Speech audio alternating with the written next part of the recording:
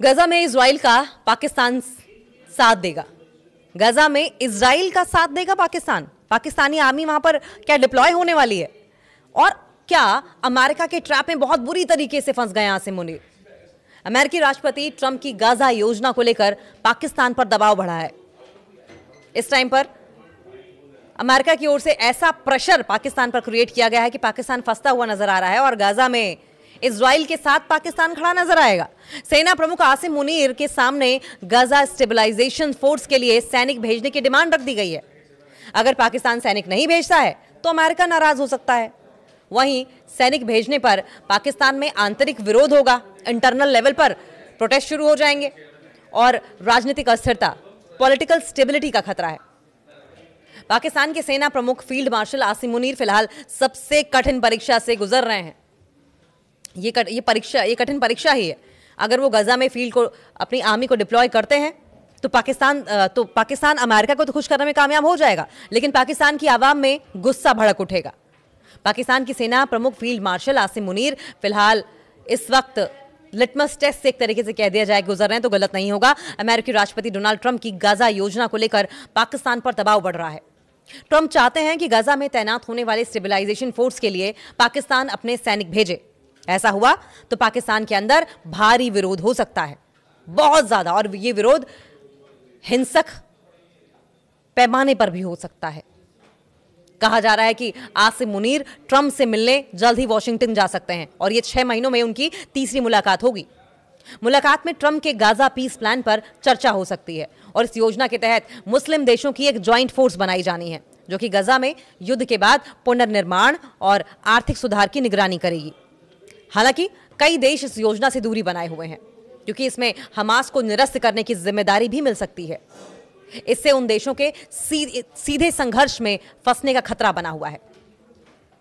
पाकिस्तान ने अपने सैनिक नहीं भेजे तो क्या होगा?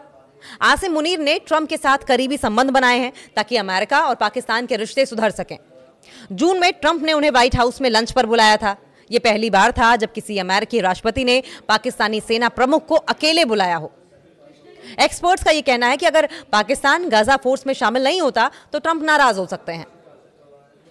यह नाराजगी पाकिस्तान के लिए घाटे का सौदा भी साबित हो सकती है क्योंकि पाकिस्तान अमेरिका से निवेश, इन्वेस्टमेंट और सिक्योरिटी कॉपरेशन चाहता है, सिक्योरिटी एड चाहता है, सुरक्षा के लिए सहायता चाहता है। पाकिस्तान दुनिया का इकलौता मुस्लिम देश है जिसके पास परमाणु हथियार है। पाकिस्तान भारत के साथ 3 युद्ध लड़ चुका है और मई में दोनों के बीच में सैन्य टकराव भी हुआ है। इसके अलावा वो अफगानिस्तान के साथ भी संघर्ष में शामिल रहा है। डिफेंस एक्सपर्ट आयशा सिद्दीकी का कहना है कि इतनी बड़ी सैन्य ताकत होने के कारण आसिम मुनीर पर अपनी क्षमता दिखाने का भी दबाव है।